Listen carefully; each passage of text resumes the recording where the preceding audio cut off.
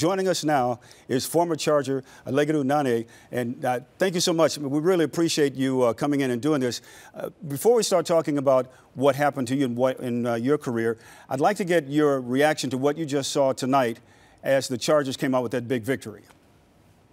Yeah, it was exciting. You know, seeing a lot of energy from the defense is the first thing that really jumped out to me. And, you know, you never know what you're going to get, especially with the new coaching staff coming in and a new season, the fan excitement, all that stuff. But not seeing those starters, we didn't really get a real taste. We got kind of just like a little sample. But I'm excited to see what we're going to have this year and just hoping to keep everybody healthy.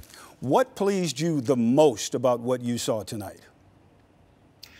I think that energy on defense really jumped out to me, because the thing that we know as Charger fans is that we have the talent there. And it seems like every year we're kind of fighting with our hand tied, at least one hand tied behind our back, because we have injuries. And so when you see guys, young guys, especially tonight, getting in, playing with that high tempo that they have, really finishing in a dominating position, I saw that a lot out of our defense tonight. And that's something I think that we can hang our hat on and that we're going to have to, especially being in the AFC West. Now, Legedu, you spent 4 seasons at wide receiver with the Chargers from 2007 to 2010. What stands out the most about your time with the club to you? To me, I feel like during that time, especially when I first came in 2007, I was joining a team that was coming up of a 14-2 season, and they were ready to go. So it was kind of like the tempo was already set coming into stepping onto the field. And so, especially for me being a guy that was drafted in the fifth round, I had to come in and I had guys like LT, Gates, Vincent Jackson, all these guys that could play. And so I was just trying to carve out a niche for myself. And initially that was on special teams. So when I'm looking at the game, I'm looking at, they're kind of in the same situation right now. They have 2 prolific wide receivers, especially looking at the wideouts. And you're looking for guys that are going to make that impact in other areas, because we have guys that are going to catch touchdowns that are Pro Bowl players. So how are you going to find other ways to make that impact? That's really what I was looking for.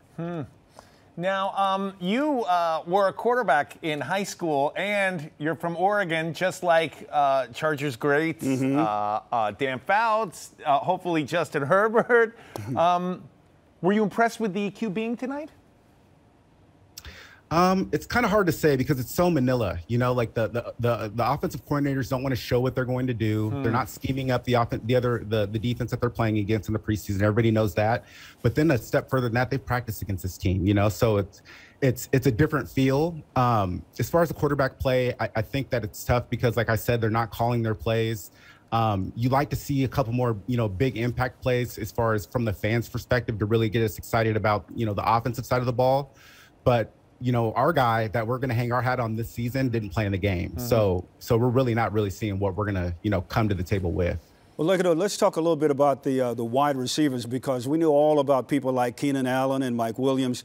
But what about the rest of this group?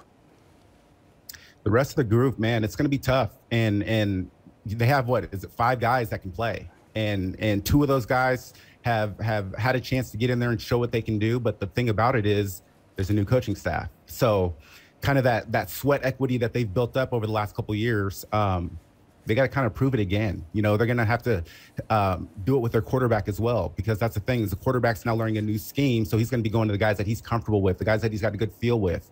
And so a lot of times in the preseason games, we don't get a chance to see that as fans because of the defensive looks and all those things. So a lot of times it's in practice where, you know, you see those relationships being built. You see those guys that are making plays. And a lot of times it's those guys in practice that are making plays that the coaches try to take that extra step for and really dial up in the game, but it doesn't always pan out.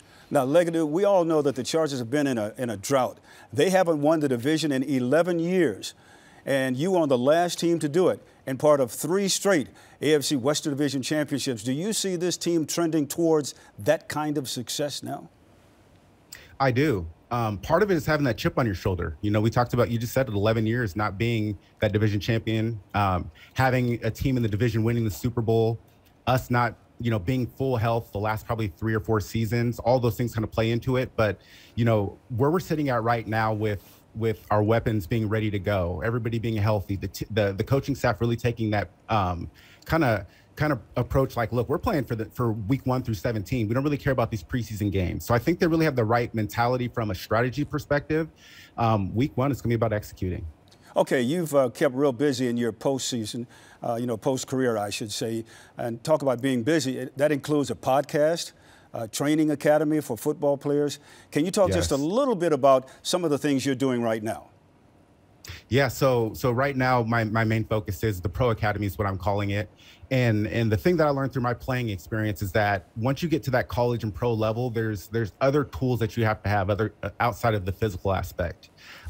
You're not always going to be the biggest, the fastest, the strongest, the most talented, and especially in the NFL, everybody's got those skills.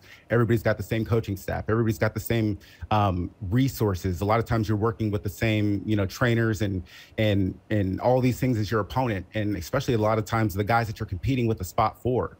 And so there's a mental aspect of it. There's an emotional aspect of it. And that's what we see with these guys on the highest level. But I'm really trying to take it to that high school level and give guys the opportunity to condition those tools before they get, to the big stage to put their talents on display.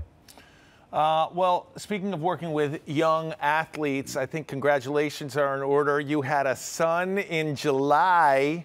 Yes. Will he be bolting up? I mean, should we are we going to be expecting him to be on the Bolt City in about 18, 19 years? That's the plan. We already got him some Bolt gear.